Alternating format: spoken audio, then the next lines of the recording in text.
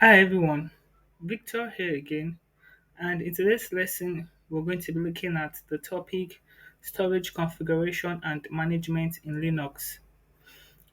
In Linux, there are basically two methods a disk or a drive can be partitioned. One of the methods is by using the standard partitioning method, and the other one is by using the LVM partitioning method. So what is the standard partitioning method and the LVM method of partitioning disk? We will see what these are in the action time section. Hence, let's get to the action time section. And I'll be combining section 2 and section 3, that is the step-by-step guide in Red Hat and Ubuntu together because they are the same thing.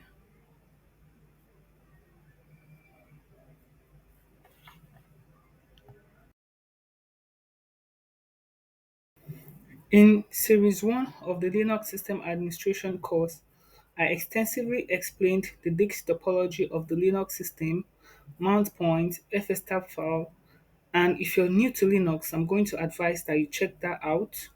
I will also drop the link to that lesson in the description box below. I will also try as much as possible to carry you along in this lesson. Also, if you'll be writing the RHCSA exam, you can use the link in the description box below to get to the exam practice questions.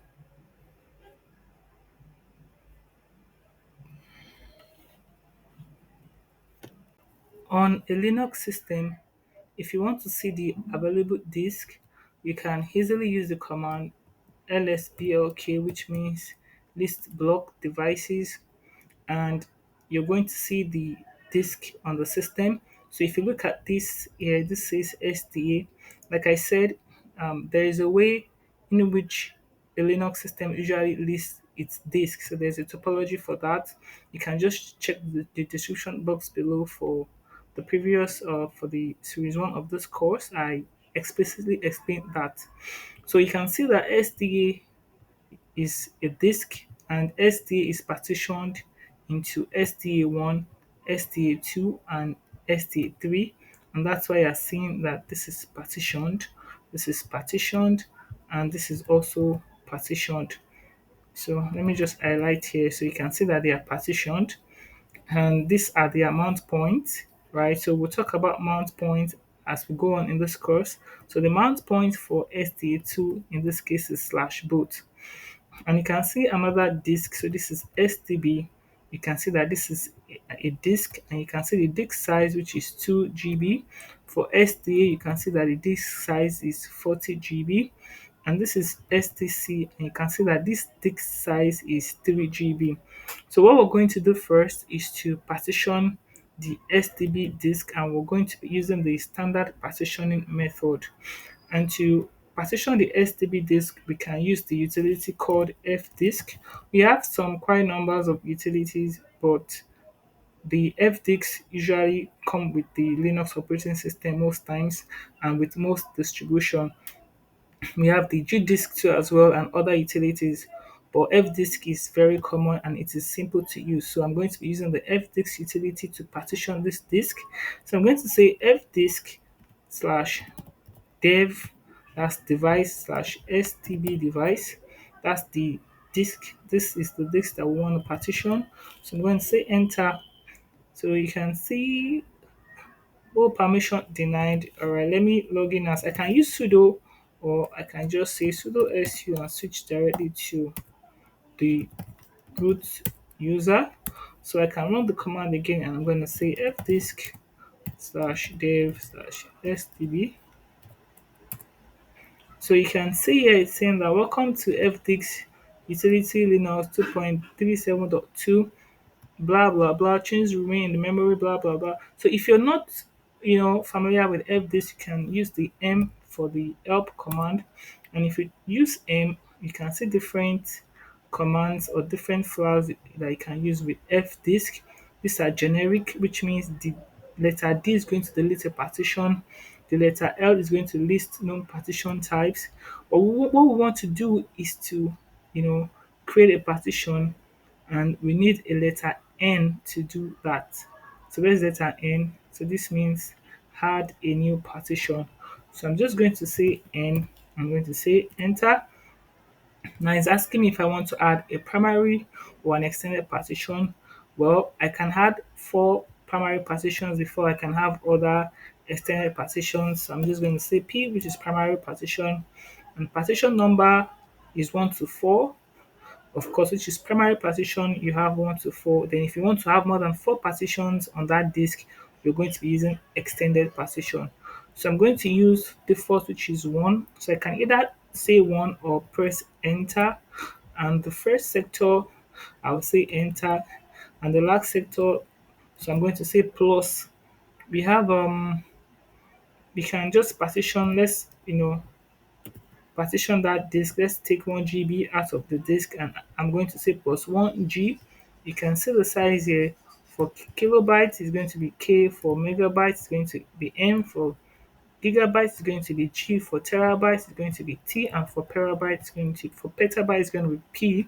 So I'm going to say plus 1 GB. I want to partition 1 GB, and I'm going to say enter. And it's saying created a new partition 1, and yeah, partition type is Linux. Yeah, by default the Linux file system partition is being created. So we can, of course you will need to format it. We will see that as we go on. So it's saying that yeah, do I want to remove the signature? Partition one contains, okay, there's actually I've actually used this before, and there is a signature that the system has recognized on this disk. So I'm just going to say yes, I want to remove it.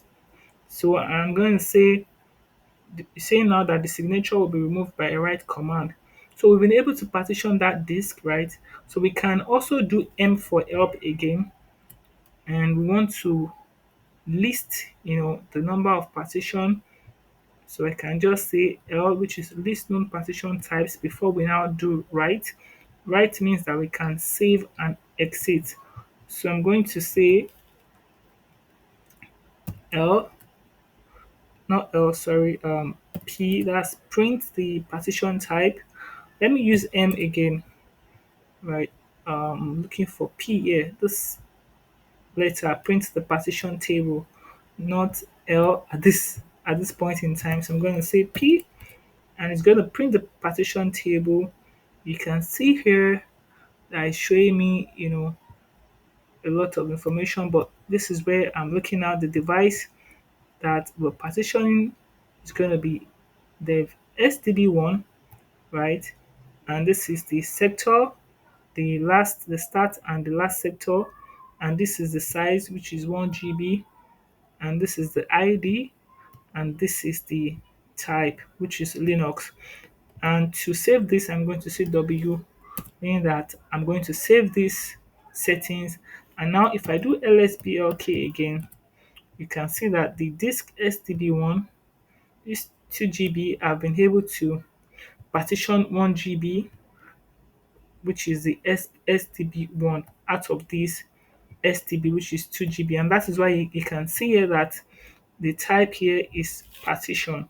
So you can see here that it's partition here, 1 GB, and it is not a disk. So it's just trying to tell you that there is a partition out of this. There's you're partitioning, you know, a disk size out of this main disk. So the next thing we can do after partitioning the disk is to create a mount point, right? So to create a mount point, you can just say make directory. I can just say slash technid as my mount point. This file exists, so I can say slash technid. Let's see, let's say technid2. I don't want to confuse you. So slash technid2. So now that I've been able to create my mount point, the next thing I'm going to do is to mount the mount point to the disk that we've created. But before we do that, we need to partition that disk. I mean, we need to create a file system on that disk, and we have different types of file system in Linux. We have the ext4, the ext3, the xfs. So I'm just going to say make file system ext4. I'm going to be using the ext4 type of file system. Again, in that series one course, I explained the meaning of all these file systems and what they do. So if you're interested, and if you're new to Linux, I'm going to advise that you check that series one course again. So I'm going to say make file system ext4. That's going to be slash dev slash stb1, and I say enter, and I can see that the file system has been created. And now I can, since we've already created our mount point, we can then mount that directory to the disk itself, to the partition disk itself. So to do that, I'm going to say mount slash dev slash stb1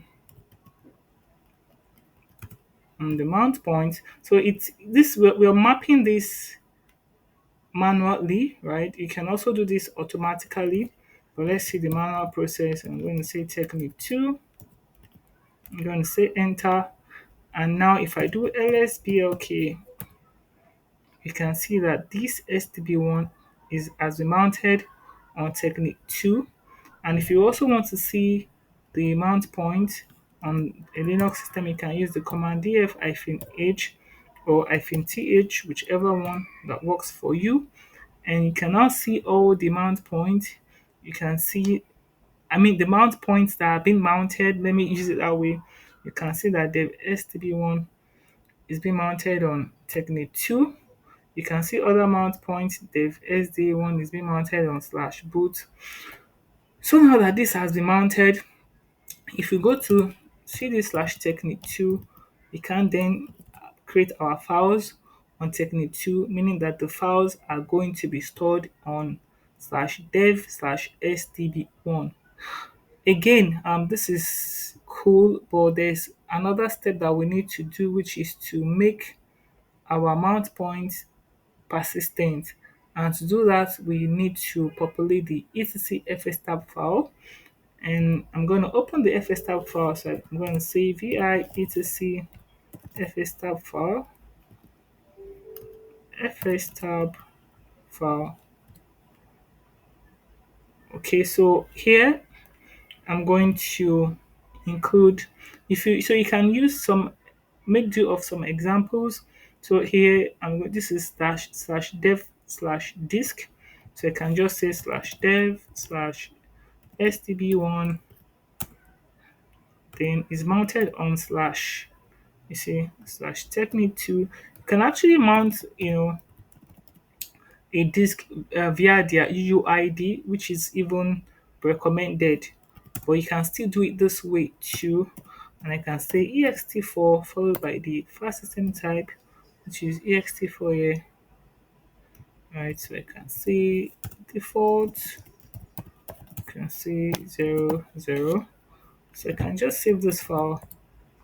And now if I want to be sure that my fstab file is properly mounted and there is no issue, I can just say mount slash a, which means mount all. And because I don't have any error, this means that my file system has been properly mounted. And now if I reboot the system, this settings is going to be persistent across reboots. So let's reboot this system. If I reboot here, I'm going to lose connection to this SSH. But let's reboot. It's fine. So I'm going to wait till the system comes back up, then I'm going to resume the video. Okay, so the system is back up and I can just do sudo su dash again. So now I can do df-h and I can still see that technique 2 is still mounted on dev stb1. And again, as an administrator, you might want to delete a partition. And to do that, you can still use the fdisk utility.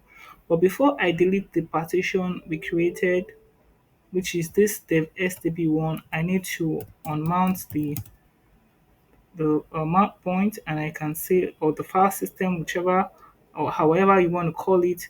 So I'm going to say uman slash technique 2, and now I can now say fdisk slash dev slash stb. So I can say D for delete, and here it's saying that partition 1 has been deleted because that's the only partition we have for STB, and I can say W to write this. And now if I do lsblk again, you can see that that partition has been deleted. So this is how you can partition a disk on a Linux system using the standard partition method. So let's look at the LVM method. LVM, meaning Logical Volume Manager, is a Linux storage technology, and it is used for creating and managing storage in Linux. I also took my time to explain what LVM is in Series 1 of this Linux System Administration course. I'll also be dropping that link in the description box below, and I'll advise you check it if you're new to LVM. However, again, I'll try my best to carry you along in this series too. The LVM storage architecture flows from the PV, which means physical volume, to VG, which is the volume group, and to LV, which is the logical volume. And the PV is created from the physical block devices, and the VG is created from the PV. The LV is the partitioned storage. So creating the PV and the VG are one of the processes that must be followed to create the end result, which is the LV. The good thing about the newer Linux distribution is that creating a volume group will automatically create a physical volume. So you don't need to create a physical volume anymore, except you need that physical volume to be able to create a volume group. So let's quickly see how we can create a logical volume on a Linux system. So the first thing we're going to do is to verify the block devices, that is the disk on the system. And like I've said, you can use the lsblk command to do that. And when you do lsblk, you can see that we have some quite number of block devices, and we're going to be working with STC. So we're going to be partitioning STC using the LVM method. So the first thing we're going to do is to create a physical volume. But I'm not going to create a physical volume, I'm just going to create a volume group, and you will see that automatically a physical volume is going to be created. And to create a volume group, I'm going to do vg create, that volume group create. I'm going to give it a name, so I can say technique vg. Then I'm going to be creating the volume group on dev stc. I'm going to say enter, and now you can see that the volume group has successfully been created, and you can also see that the physical volume too was created alongside. So that's why I said for the newer versions of the Linux operating system, you don't need to create a physical volume, except you need the physical volume for something else. So after creating the volume group, the next thing we're going to do is to create the logical volume. But we can also still verify the volume group that we've created, so we can use the command VGS to verify the volume group that we have on the system. You can see that we have two volume groups, and you can also use the command VG display as well. It's going to show you the VG display. So it's going to show you a wider information about the volume groups you have on the system. So the next thing, and for the PV2, you can say PVS and PV display. So you can see the PVs we have on the system. So the next thing we're going to do is to create the logical volume, which is the partition itself. So we can, well, to do that, we can just say lv create dash L, meaning that the size of the volume. So I'm going to say 1 GB, followed by the name of the logical volume, which is dash n, and I'm going to say technid logical volume, followed by the volume group. So you're creating this logical volume from technid volume group. So I can say enter. Okay, it's seen an EXT4 signature, and that's because I've used that disk before, but it's asking me if it wants to wipe it. Of course, wipe it away.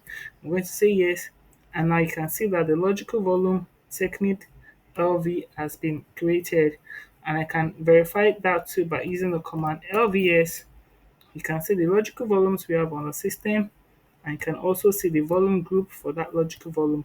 And I can also use the command LV display for a wider information about the logical volumes for all the logical volumes on the system. If you want to do that for a specific logical volume, just list the logical volume after the command LV display.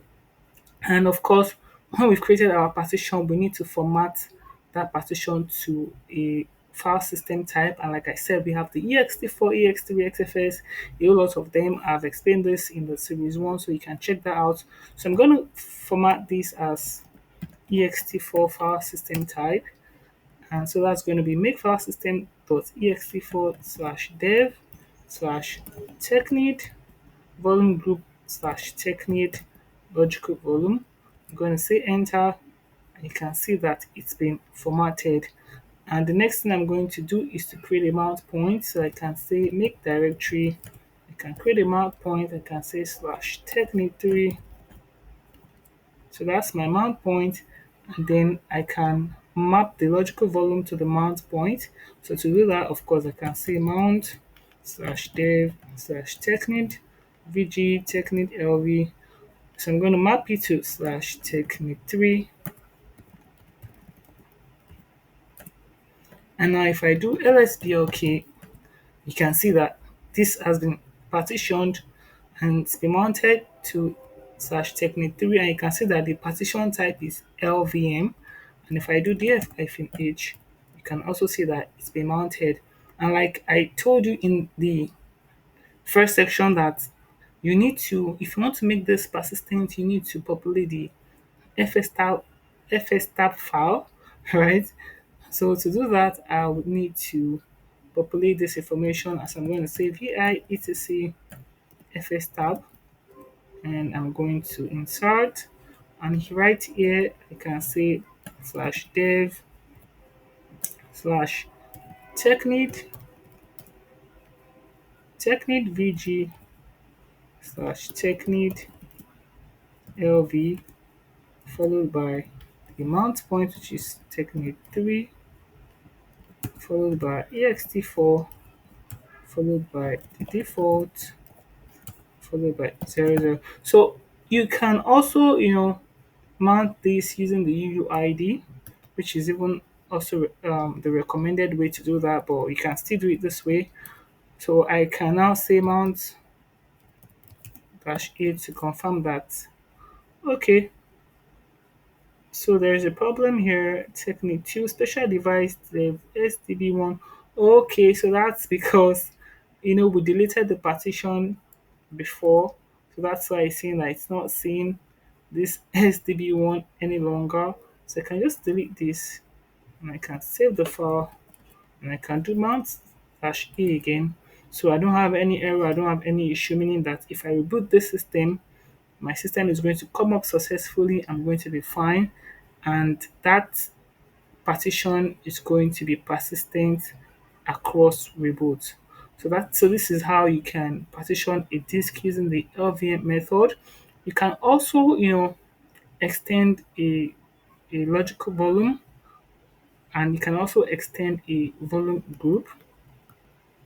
So if I do VGS, you can see that this is the VG size, and I have 2 GB, 2 GB still 2 GB still free. I mean, so meaning that I can extend my logical volume by another 2 GB, or if I don't want another 2 GB, I can pick a size that is not up to the 2 GB. That's the free 2 GB.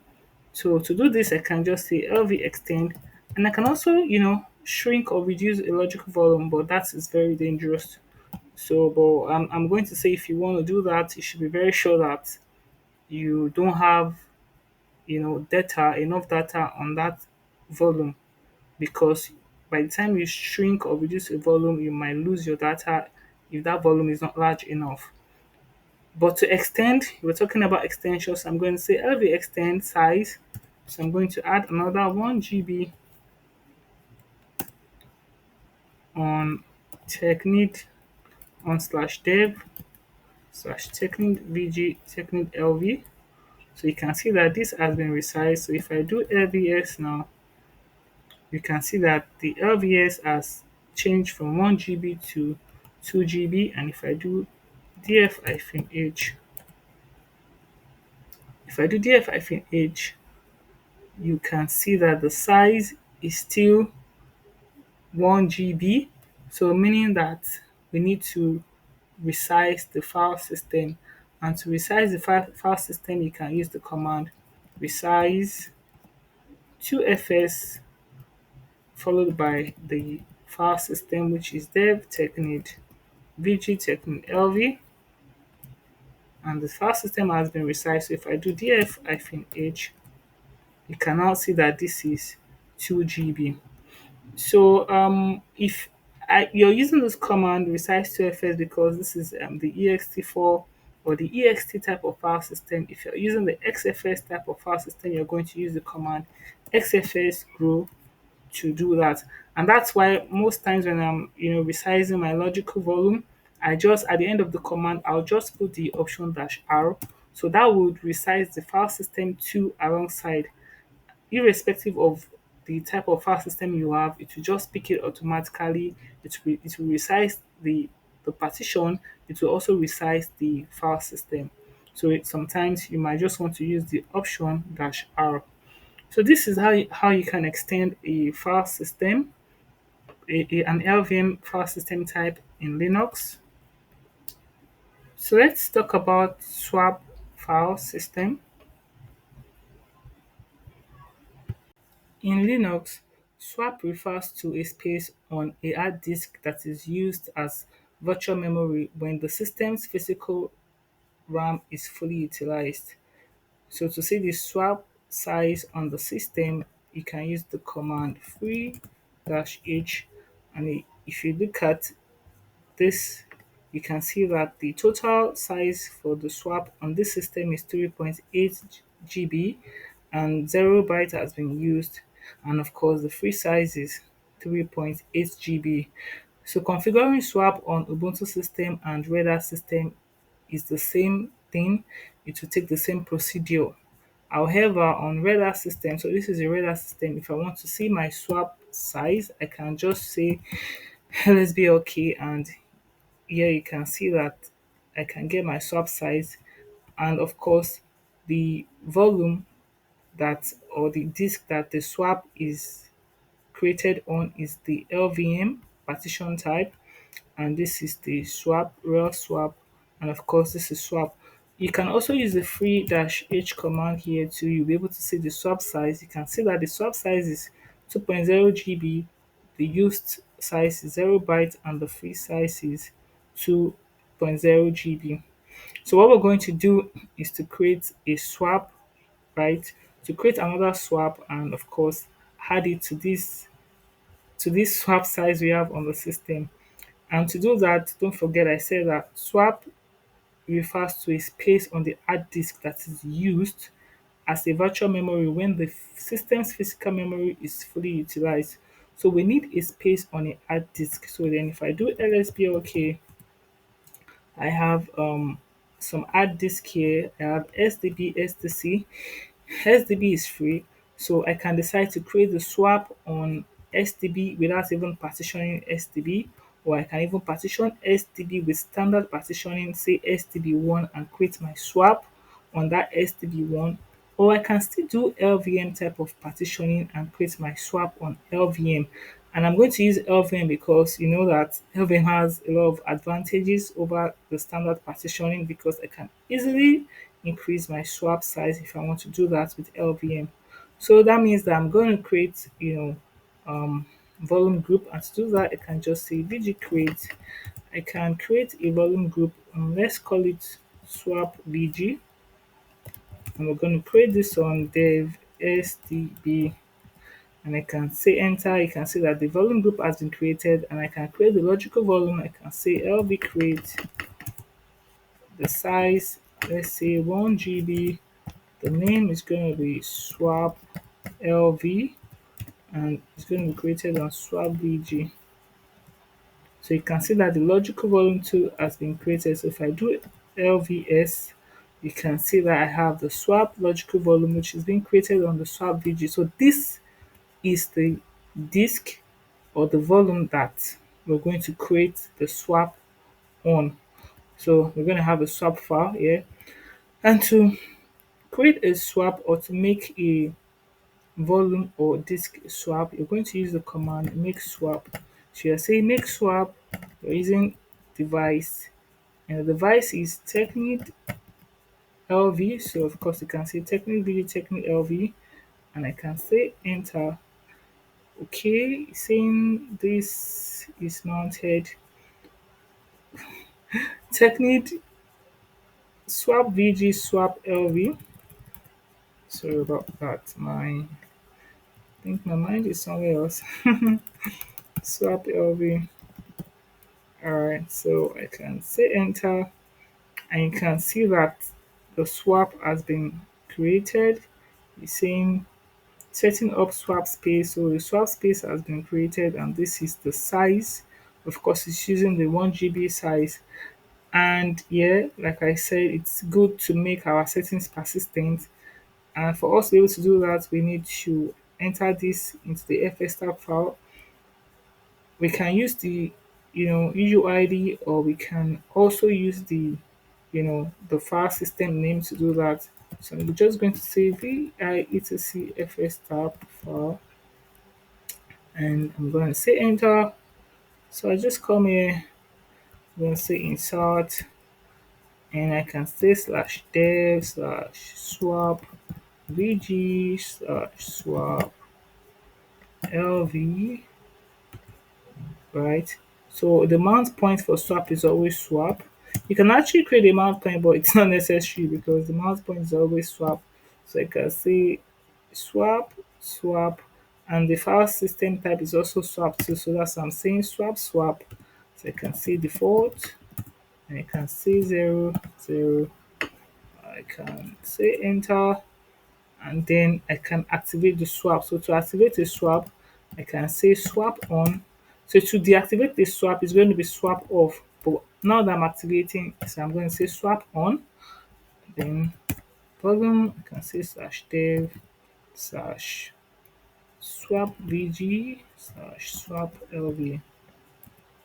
So you can see that the swap has been activated. Swap on, dev mapper, this and this. You can also use the command swap on. So to mount all the swap, I can say swap on slash a. So when I do this and I don't have any error, it means that my configuration is correct. And now I can do free dash h, and you can see that the swap size has increased to 4.8 GB. And to also see the swap size again, I can just say cat. What's that command again? Cat. I think it's proc swaps. Oops. No, 228. So let's say swaps here.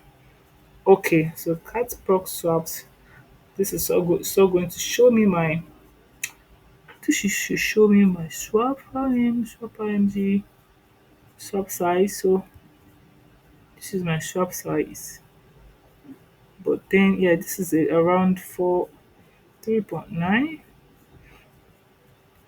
This is should be around. Well, I don't know why. Is this the right command? Anyways, I think I can't remember that command at the top of my head now. When you do this, just use this simple method, and you'll be able to create your swap your swap space on a Linux system. So thank you for watching. Please don't forget to subscribe, like, share, comment. When you do this, you encourage us to do more of this video. And bye for now.